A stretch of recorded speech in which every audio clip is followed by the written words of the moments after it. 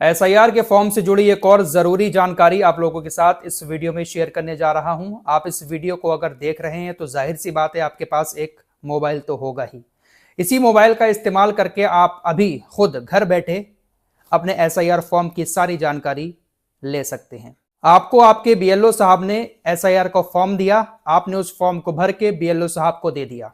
मैं आपको पहले भी बता चुका हूं, हम ये जो फॉर्म भर के दे रहे हैं बीएलओ साहब को, इस फॉर्म को बीएलओ साहब ऑनलाइन सबमिट करेंगे।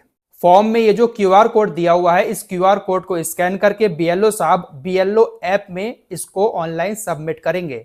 फॉर्म के ऑनलाइन सबमिट करने के बाद ही हमारा ये फॉर्म किसी काम का होगा। अगर ऑनलाइन सबमिट नहीं होता है तो हमारे लिए परेशानियां आ सकती हैं।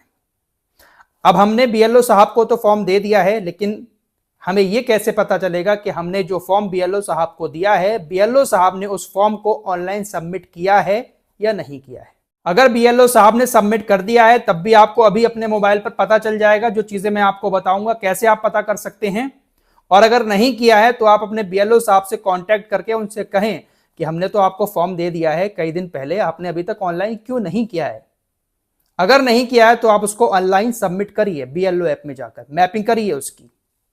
तो कैसे पता चलेगा कि बीएलओ ने आपके फॉर्म को ऑनलाइन किया है या नहीं किया है। तो आइए स्क्रीन पर चलते हैं और मैं आपको बताता हूं। आप अपना फोन उठाइए, फोन में आप गूगल खोलिए। गूगल खोलने के बाद आपको सर्च करना है एनवीएसपी।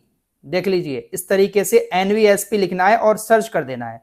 सर्च करेंगे तो कुछ इस तरीके का एक पेज खुलेगा, इसको आप क्लिक करेंगे तो ऐसी एक वेबसाइट खुल जाएगी इलेक्शन कमीशन की।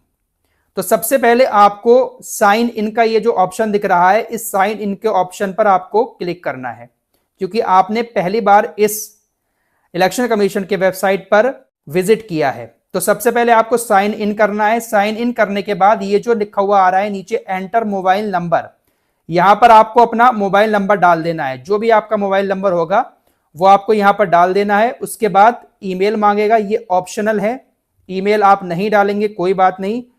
फिर नीचे आपको एंटर कैप्चा डालना होगा। ये जो ग्रीन कलर में लिखा हुआ दिख रहा है, जैसा ये लिखा है वैसा ही आपको डालना है।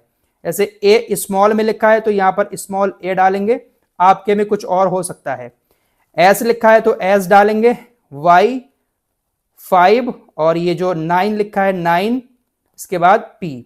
आपके मोबाइल में कुछ और भी यहां पर लिखा हुआ आ सकता है। तो जैसा भी यहां पर लिखा हुआ होगा, ऊपर मोबाइल नंबर, नीचे ये डालेंगे आप ग्रीन कलर का जो कैप्चा है, उसके बाद आप कंटिन्यू कर देंगे।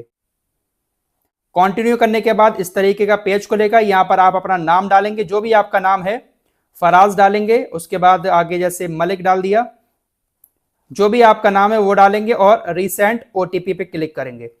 आपके मोबाइल पर एक ओटीपी जाएगा, उस ओटीपी को आप यहां पर सबमिट करेंगे, वेरीफाई करेंगे, आपका साइन अप कंप्लीट हो जाएगा। साइन अप कंप्लीट होने के बाद आपको फिर लॉगिन करना होगा। लॉगिन करने के लिए आपको वही मोबाइल नंबर डालना होगा जिस मोबाइल नंबर से आपने अभी साइन अप किया था। मोबाइल नंबर डालेंगे, फिर से एक बार ये कैप्चा डालेंगे। कैप्चा डालने के बाद रिसेंट ओटीपी करेंगे, ओटीपी आएगा, ओटीपी डालने के बाद सबमिट करेंगे। सबमिट करने के बाद मतदाता सेवा पोर्टल पर आप लॉगिन हो जाएंगे। तो कुछ इस तरीके का एक पेज आपको आपके सामने मोबाइल पर दिखाई देगा। इसमें आप नीचे करते जाइए। नीचे जाने के बाद आपको एक ऑप्शन दिखाई देगा फिल इन्यूमरेशन फॉर्म। इस फिल इन्यूमरेशन फॉर्म पर आप क्लिक करेंगे। यहां पर एक ऑप्शन आता होगा सिलेक्ट स्टेट। आप अपनी स्टेट सिलेक्ट करेंगे, आप किस राज्य से हैं, उत्तर प्रदेश से हैं, वेस्ट बंगाल से हैं, केरला से हैं, कहां से हैं। तो यहां पर मैं उत्तर प्रदेश सिलेक्ट करता हूं। आपका जो भी स्टेट हो उसको आप सिलेक्ट कर लें। उसके बाद यहां पर आप अपना ईपिक नंबर डालें। ये ईपिक नंबर क्या है मैं आप लोगों को पहले कई बार बता चुका हूं। जो हमारा वोटर आईडी कार्ड है उस पर लिखा हुआ होता है, और हमें जो फॉर्म मिले हैं उनके कॉर्नर पर आपने देखा होगा, फॉर्म के कॉर्नर पर ईपिक नंबर लिखा हुआ है। तो सबसे पहले मैं एक ऐसा ईपिक नंबर इस पर डाल रहा हूं जिस फॉर्म को बीएलओ साहब ऑनलाइन सबमिट कर चुके हैं। तो मैंने यहां पर एक ऐसा ईपिक नंबर डाला है जिसको बीएलओ साहब ऑनलाइन सबमिट कर चुके हैं। ईपिक नंबर डालने के बाद मैं सर्च करूंगा, तो सर्च करने के बाद कुछ इस तरह की डिटेल सामने आएगी, जहां पर लिखा हुआ होगा your form has already been submitted, for more detail contact your BLO. यानी जो आपका फॉर्म है वो आपके बीएलओ के द्वारा सबमिट कर दिया गया है। ऐसे ही आप अपना स्टेट सिलेक्ट करके अपना ईपिक नंबर डालकर सर्च करके देख सकते हैं। अगर कुछ इस तरीके का लिखा हुआ आता है तो समझ जाइएगा कि आपके बीएलओ ने आपके फॉर्म को ऑनलाइन सबमिट कर दिया है। अब मैं एक ऐसा ईपिक नंबर डाल रहा हूं जिसको बीएलओ ने अभी तक सबमिट नहीं किया है, तो किस तरीके की डिटेल हमारे सामने आएगी। अब मैंने यहां पर एक ऐसा ईपिक नंबर डाला है जिसके फॉर्म को अभी तक बीएलओ ने ऑनलाइन सबमिट नहीं किया है। तो ईपिक नंबर डालने के बाद मैं एक बार फिर से यहां पर सर्च करूंगा। सर्च करने के बाद कुछ इस तरह की डिटेल हमारे सामने खुलकर आ जाएगी। अगर हमारा फॉर्म ऑनलाइन सबमिट नहीं हुआ होगा तो इस तरह की डिटेल हमारे सामने आएगी, और अगर सबमिट हो गया होगा तो जो पहले मैंने अभी दिखाया कि ऑलरेडी हैज बीन सबमिटेड, तो इस तरह का आपको दिखाएगा। तो अगर आप घर बैठे ही चेक करना चाहते हैं कि आपके बीएलओ ने आपके फॉर्म को सबमिट किया है या नहीं किया है, तो आप इस तरीके से कर सकते हैं। अगर नहीं किया है तो ये इस तरह की डिटेल आपके सामने आएगी खुलकर, पूरी आपका नाम आएगा और सारी चीज आपकी डिटेल यहां पर आएगी। और अगर कर दिया है तो ये डिटेल नहीं आएगी, वही दिखाएगा कि ऑनलाइन आपका फॉर्म आपके बीएलओ ने सबमिट पहले ही कर दिया है। तो आप ऐसे अपने घर पर आराम से पता कर सकते हैं अपने मोबाइल के जरिए ही कि आपका फॉर्म सबमिट हुआ है या नहीं हुआ है। एक बार फिर से ध्यान से देख लीजिएगा। NVSP लिखकर आपको सर्च करना है। सर्च करने के बाद आपने अगर एक बार लॉगिन कर लिया है तो आपका पेज फौरन खुल जाएगा, और नहीं किया है तो आप साइन अप करें अपने मोबाइल नंबर से।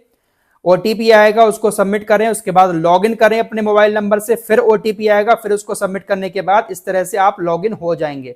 लॉगिन करने के बाद नीचे जाएंगे तो यहाँ पर फिल इनुमरेशन फॉर्म लिखा हुआ आएगा, इस पर क्लिक करेंगे, स्टेट सिलेक्ट करेंगे, ईपिक नंबर डालेंगे। किसी का भी आप यहाँ पर ईपिक नंबर डालकर सर्च कर सकते हैं। वहां पर आपको दिखा दिया जाएगा कि ये फॉर्म आपका सबमिट हुआ है या नहीं हुआ है। अगर सबमिट हो जाएगा तो आपको लिखा हुआ दिखाई देगा कि आपका फॉर्म आपके बीएलओ के द्वारा सबमिट कर दिया गया है। नहीं होगा तो आपकी डिटेल खुलकर आ जाएगी। तो इस तरीके से आप घर बैठे ही अपने मोबाइल पर पता कर सकते हैं कि आपके फॉर्म को बीएलओ साहब ने ऑनलाइन सबमिट किया है या नहीं किया है। अगर नहीं किया है तो आप बीएलओ साहब से कॉन्टैक्ट करें और उनसे पूछें कि आपने अभी तक हमारे फॉर्म को सबमिट क्यों नहीं किया है। आपके फॉर्म पर ऊपर बीएलओ साहब का नंबर लिखा हुआ होगा। अगर आपने अपने फॉर्म को भरकर कई दिन पहले बीएलओ साहब को दिया है और अभी तक नहीं हुआ है तो आप जरूर कॉल करें। और अगर आज कल में ही दिया है, आपका फॉर्म ऑनलाइन नहीं दिखा रहा है, तो अभी थोड़ा सा वेट कर लें 1-2 दिन का। हो सकता है बीएलओ साहब के पास ज्यादा फॉर्म हो इसलिए अभी ना कर पाए हो, तो 1-2 दिन का वेट करें, उसके बाद चेक कर लें कि ऑनलाइन हुआ है या नहीं हुआ है। और अगर नहीं हुआ है तो उनसे कॉन्टैक्ट जरूर करें, क्योंकि जब तक ये फॉर्म ऑनलाइन सबमिट नहीं होगा, आपकी जानकारी ऑनलाइन बीएलओ ऐप पर नहीं चढ़ाई जाएगी, तब तक ये फॉर्म किसी काम का नहीं है। तो उम्मीद करता हूं जो जानकारी मैंने आप लोगों को दी आपको ठीक से समझ में आई होगी। मोबाइल पर ही आराम से सब कुछ आप घर बैठे चेक कर सकते हैं।